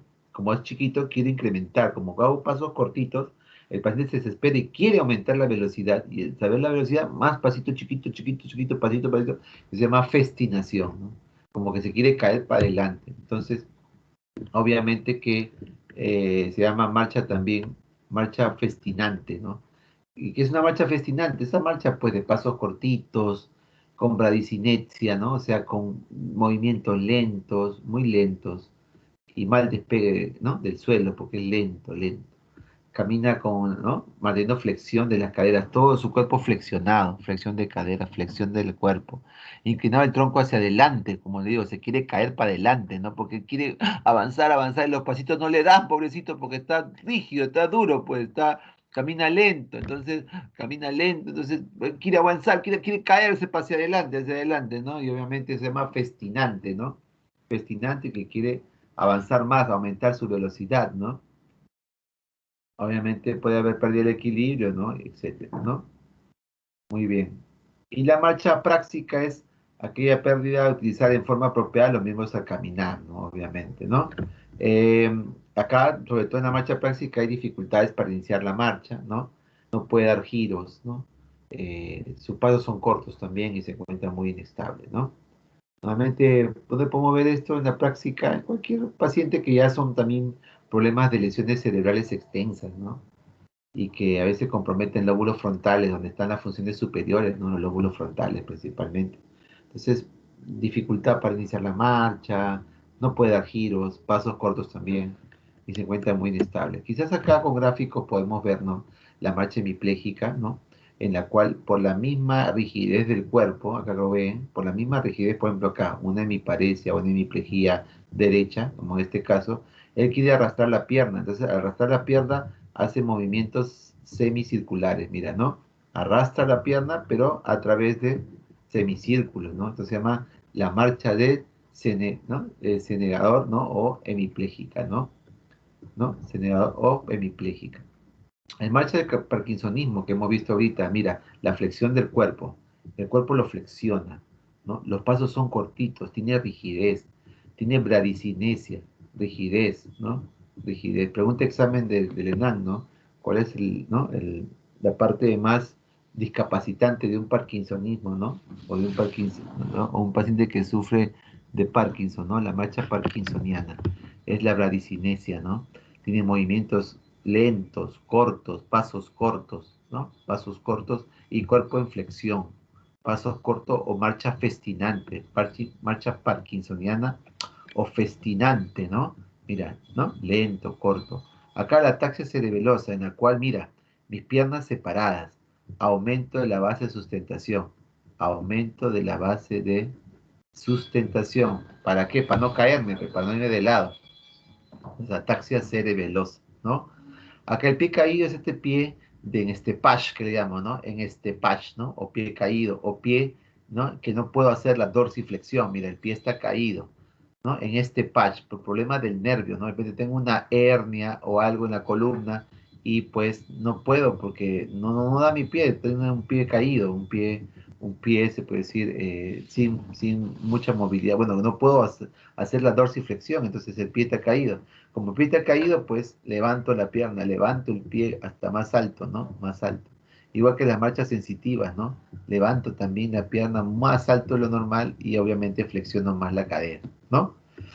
Acá hay otros ejemplos, ¿no? Por ejemplo, marcha festinante o la marcha del parkinsoniano, ¿no? O el parkinsonismo, marcha del parkinsonismo o parkinsoniana, o festinante, que es el propulsive gait, ¿no?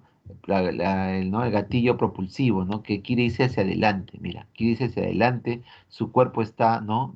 En flexión, cuerpo en flexión, caderas en flexión, cuerpo en flexión, muy rígido, rígido, rígido y bradicinético, con lentitud en el movimiento, bradicinesia, ¿no? Bradicinesia, y obviamente tiene propulsión también, o también festinación, ¿no? Festinante, porque quiere, como dan pasos cortitos, quiere seguir aumentando la velocidad del paso corto, y obviamente se puede caer hacia adelante, ¿no? Acá marcha en tijeras, ¿no? Marcha en tijeras, o esta es la marcha en scissors, que son de problemas sensitivos, ¿no? O problemas de sensibilidad, ¿no? Ahora que han hecho sensibilidad ustedes, ¿no? En esta clase de sensibilidad, pues acá está la marcha de algunos pacientes que tienen paraparesia, ¿no? Que no pueden mover bien y mira, hacen una marcha en tijeras, scissors gates, ¿no? Que mira, juntan los muslos, o sea, aducción de los muslos, o sea, juntan los muslos, casi chocan las rodillas, mira, chocan las rodillas y la marcha es de estas piernas que se separan un poco y que hacen, que se pueden incluso hasta trabar entre ellas, ¿no? Marcha en tijeras, que se pueden trabar hacia ellas, ¿no? Acá está la marcha espástica o la marcha del hemipléjico, ¿no? Porque hay una parálisis, por ejemplo, acá hay una parálisis, entonces yo, ¿no?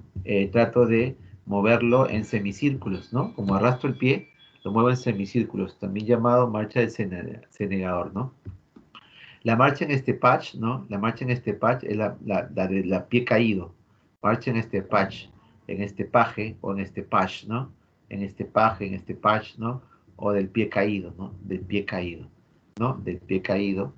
¿Por qué? Porque del pie caído porque este es un problema de debilidad del pie. Y obviamente levanto un poco más la pierna y puedo, ¿no? Para poder caminar, ¿no? Acá la marcha de pato o de distrofias musculares, ¿no? Cuando tiene una distrofia muscular, un problema del músculo, no tengo un buen desarrollo muscular, no puedo utilizar bien mis músculos y hago la marcha de pato o Wading Gates, ¿no? La marcha de pato, ¿no? Entonces las marchas pueden ser también la marcha hipercinética de las coreas, ¿no? Que hacen movimientos desordenados por diferentes partes, movimientos desordenados, marcha hipercinética, la marcha cerebelosa atáxica, la marcha de ataxias sensoriales, la marcha en estepaje o de pie caído o en estepach, marcha parkinsoniana o festinante, marchas hemipléjicas o espásticas, y marcha de pato o anadina o marcha glútea, ¿no? Así se le llama también, o de Trendelenburg, pero marcha glútea más le conocen porque utiliza mucho los músculos accesorios para poder moverse, como pato, ¿no? Bueno, sobre todo en esta marcha de parkinsonismo, ¿no? Son marchas bradicinéticas, ¿no? Pasos cortitos, lentos, pasos cortos, lentitud de la marcha, marcha de parkinsonismo o parkinsoniana, o también llamada festinante, ¿no? Festinante, parkinsoniana, parkinsonismo. Marchas cortas, ¿no? Y rígidas, ¿no? Rígidas, muy lentos, suma lentitud, ¿no? Esta es la marcha táxica en la cual abre las piernas, abre para la base de sustentación, amplía la base de sustentación, mira las piernas, ¿cómo la amplía? Amplía la base de sustentación, ¿no? Inestabilidad en el cuerpo se quiere ir para un lado. La marcha en este paje, o también llamada equina, o de gallo, ¿no? Este pache, o pie caído, ¿no? Pie caído, o equina, de gallo, ¿no? Levanta excesivamente la pierna, ¿por qué? Por el pie caído, pues, propio de las polineuropatías, como le digo, de las lesiones nerviosas, del nervio periférico o polineuropatía, ¿no? Como hay debilidad del pie, el pie está caído, se llama pie equino, ¿no? Pie equino, o pie caído, o en este patch, ¿no? Marca en este paje o en este patch, ¿no? Muy bien, la marcha miopática o de distrofias musculares o de músculos o miopática o de pato, ¿no? ¿No? Que camina como un patito, ¿no? Y acá vemos este pie de pato, ¿no? Aquí, ¿no? Es una adecuada extensión acá, camina como pato, marcha en puntillas, ¿no? Marcha en puntillas, hiperlordosis debido a la debilidad muscular ¿no? del tronco, bloqueo de la rodilla, hiperextensión por debilidades tensores de la rodilla, inadecuada extensión de cadera, ¿no? ¿Alguna pregunta?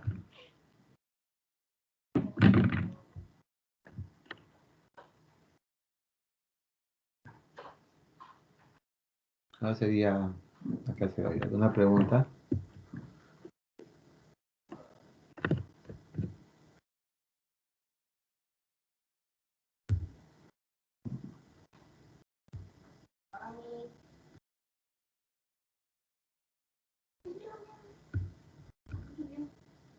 Bueno, es lo que más o menos el día de hoy se ha tratado de hacer es, ¿no? Darle todo lo que es lo más importante de la parte de estas dos partes, ¿no? Las marchas y obviamente la parte de los signos meningios, ¿no? Obviamente que el video que quiero de esta parte de esta clase no es tanto las marchas, sino es más la exploración meningia, ¿no? Que deben saber. Porque la marcha es la que ustedes van a ver, no la van a tener que hacer en video, ¿no? los videos que ya quiero que vayan teniendo y es que se pongan de repente, vamos a ver con Sinoe cómo pueden hacer, de repente Sinoe puede hacer un drive, ¿no? Y por el drive ponerlos, ¿no? Porque a veces estábamos haciendo con el grupo anterior por a través de Telegram, pero hay problemas a veces para el envío de los videos por Telegram. Es una forma también, tengo Telegram. Entonces pueden mandarlo por ahí, por el grupo anterior que lo mandaba por ahí, algunos, ¿no? Telegram. Y otros son tengo Telegram, pues si quieren ir mandando por Telegram, pero pueden hacer con Sinoe, ¿no? La posibilidad de crear un Drive, ¿no? Un Drive, le llaman así, Google Drive o Drive, no sé cómo le llaman los jóvenes. Un Drive y por ahí lo vemos también. Por ahí también lo vemos. Entonces, ¿qué videos quiero ya? De Glasgow, del Mini Mental, segundo video. El tercer video sería de los signos meningios, no de las marchas, no de los signos meningios. Las marchas es para que lo vean, para que ¿no? Lo sepan igual, porque voy a preguntar también. Pero lo que tienen que hacer los videos es de Glasgow, de Mini Mental Test y de signos meningios. Esos tres. Van avanzando sus videos para que no se acumulen. ¿Alguna pregunta?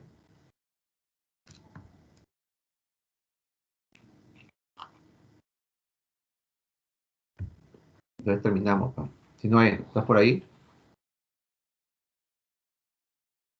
Sí, doctor. Ya. Si no, entonces ya los videos, no se olviden, ¿no? Son tres videos quiero hasta el momento. El Glasgow, que no deben de olvidarse. El Mini Mental Test, que tampoco tienen que olvidarse. Y los signos meningios, que tampoco deben olvidarse. Bueno, nada deben olvidarse de lo que llevamos, pero los tres sí son básicos para el video. Uno por video, ¿no? Uno de escala de Glasgow, otro de Mini Mental Test y otro de signos meningios. ¿Ya?